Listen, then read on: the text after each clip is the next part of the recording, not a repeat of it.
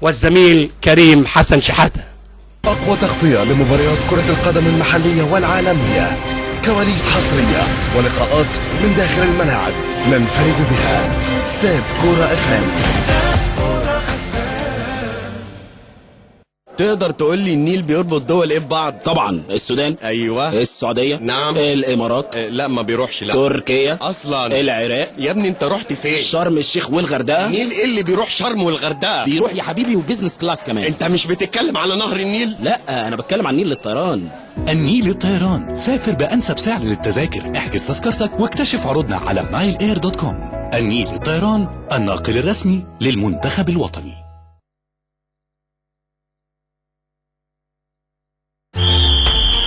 انتوا دلوقتي بتسمعوا استاد كورة FM مع كريم حسن شحاتة، كابتن سامي الششيني، كابتن شادي محمس.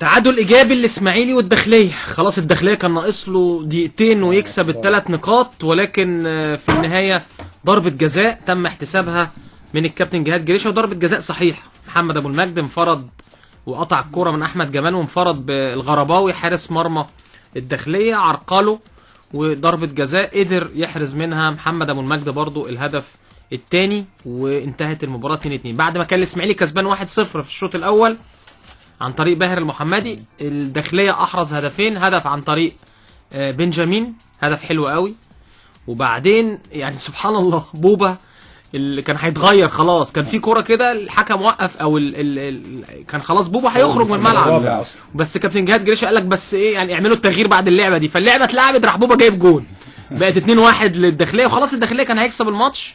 في الوقت الضايع ضربه جزاء للاسماعيلي، وقدر النادي الاسماعيلي يحرز هدف التعادل من ضربه جزاء، وانتهت المباراه 2-2.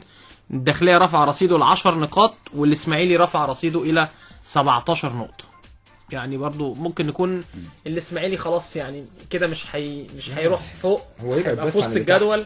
بالظبط. والداخليه برضو ما نفعتوش نقطه التعادل، ان برضو استمر في نفس الموقف 10 نقاط مع الفرق اللي تحت.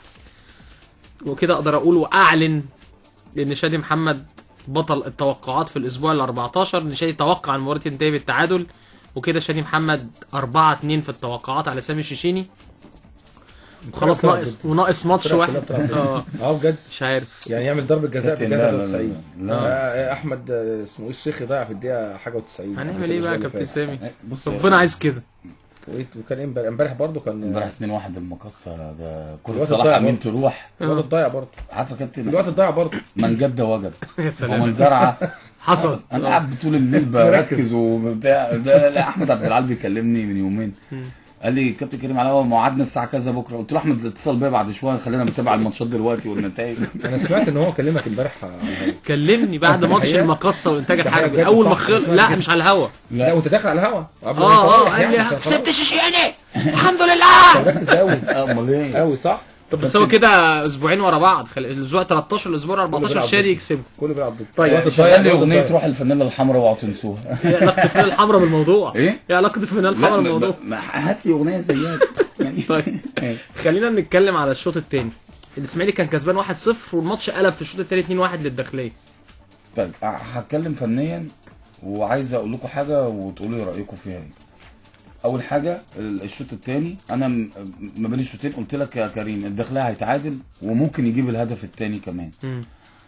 انا اتفاجئت بخروج اسلام عبد النعيم لان هو ده حلقه الوصل اللي هيقدر، هو اللعيب اللي عنده قدرات خاصه، بيقدر بيتحرك بالكوره كويس، سريع بالكوره، عنده مهاره يقدر يوصل بوبا وبنجامين. الكابتن خرجه ونزل اجوجو.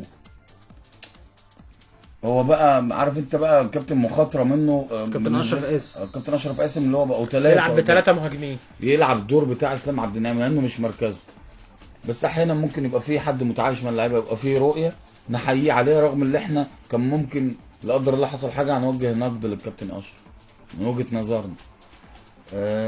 لكن تعب اجتهد. الشوط الاولاني كان مسيطر، فترجم بقى الشوط الثاني سيطرته في البدايه لغايه لما قدر يجيب الهدفين. هدف ولا اروع اللي جابه بنجامين، كره بترتد وتخرج وزحمه جوه ال 18 بتترد تاني باليد من لاعب الداخليه بيردها جوه الصندوق وفي زحمه كبيره جدا، بيحط وش رجليه قويه جدا يا كريم. هدف حلو قوي ومستعد ومركز. والاسبوع ده يحسب لكل الافارقه في كل الانديه لكل هدف. بنتكلم في النصر التعدين، بنتكلم في المقصه، بنتكلم في الداخليه، الاثنين فرادوا هدف. الهدف الثاني كوره من ناحيه الشمال بتتعمل في الصندوق، وزي ما انت قلت وشرحت الكوره بقى مش هنشرحها تاني، اللي هو كان هيغير بوبا والكابتن جهاد عطل اللعبه شاول اللاينز من الرابع، خلي التغيير بعد الكرة ما تقف. فاللعبه عجبتني جدا. الاسماعيلي النهارده اتعادل، هو اتعادل في الاخر لكن اللي يهدر فرص كتير بالشكل ده، سواء الانفراد اللي كان فيها ابو المجد انفراد كامل بحارس المرمى بالغرباوي وبيحطها في كانت 1-1 ساعتها، كانت 1-1 تخلص الماتش، اتعاقب بعدها على طول هدفين للداخليه. فهي عالم كرة القدم كده، اللي يضيع السهل لازم يستقبل على طول يا كريم، قاعدة. تمام. فانا هتكلم في بعض النقاط بقى بعيد عن المباراة احنا اتكلمنا فيها، والكابتن سامي برضه عنده رصد بعض الحالات اللي هو هيتكلم فيها بالتوقيتات، ولكن عايز اتكلم في نقطتين. لما اتكلم على عواد اشدنا بيه كتير، عواد النهارده مش في الفورم للأمان. لا ضربة الجزاء اللي صدها اللي اتحسبت كانت هو غلطته، والهدف الثاني للداخليه بتاعت بوبا كان لازم احط ايدي بمنتهى القوه في الكوره، يعني ما تخشش في عواد الكوره دي. فزي ما بنديله حقه علينا اللعيب ما ينفعش زي ما بتقبل النقد او الاشاده يبقى لازم يبقى في نقد. فالعواد النهارده مش ده عواد بتاع الماتشات كلها اللي كان بيشيل نادي الاسماعيلي لوحده حتى الفريق بس صد ضربه جزاء. بس انا متفاهم، بس انا برضو عن ليه، عشان احنا كلنا عم نتكلم ان ده جون منتخب مصر لازم يروح ياخد فرصه، فعايزينه يفضل في المستوى طول الوقت. بتكلم على ودي بقى الحاجه، خلاص مش هتكلم في المباراه، عندي موضوع عايز اتكلم فيه. حصل تغييرات في مجلس الاداره، حصل في الاسماعيلي حصل تغييرات في مجلس الاداره، هقولها تاني، حصل تغييرات في مجلس الاداره واقولها عاشر ومليون. احنا ملناش مصلحه، احنا مصلحه نادي الاسماعيلي وجمهور، ولا فلان بنعليه على فلان ولا فلان. اتغير وجاء المهندس ابراهيم عثمان ولعيبه في مكانها اسماعيلي النهارده، عشان برضه واحد بيتكلم بالنقاط كلها عشان الناس تبقى معانا ومصحصحه اللي احنا هنقوله. الاسماعيلي تخيلوا يا جماعه، الاسماعيلي لعب 14 مباراه عنده 17 نقطه، الاول عنده 38 نقطه. بلاش عشان ما يقولكش شادي اهلاوي فبيعمل حاجه، فخلينا نروح للمقص. مقص 31 نقطه من 13 ماتش مؤجل له مباراه. كل سنه وعود للجماهير الاسماعيلي لا هننافس السنه الجايه وهنستعد السنه اللي بعدها وكذا. مش دي حقيقه الامر. انا ما اعرفش العميد ابو السعود، بس احترم لما يبقى حد عشان خاطر البلد مدينته وعشان خاطر فرقته اللي بيحبها وعشان خاطر مكانته قبل اللي هو يبقى رئيس نادي ويصرف من جيبه وخمسة ستة سبعة 8 10 يروحوا يهتفوا ويرحلوا ومش عارف الجو اللي بتاع كل سنه، لان موجود وعارف اللي بيحصل. طب وبعدين هتدفع من جيبك نادي الاسماعيلي؟ انت مين اللي بيسدد فلوس اللعيب؟ مفيش. بالعكس جاي بعد 10 ماتشات في الاسبوع جاي تقول اقلل عقود اللعيبه. مين بيعمل كده؟ واللعيبه قبلت. طب خلاص ايه الجديد؟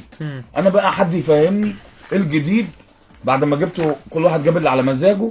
ايه الجديد عند نادي الاسماعيلي عشان يبقى في المكانه دي؟ طيب خلينا نروح بس الكابتن ايمن عبد العزيز المدرب العام لفريق الداخليه وبعدين نكمل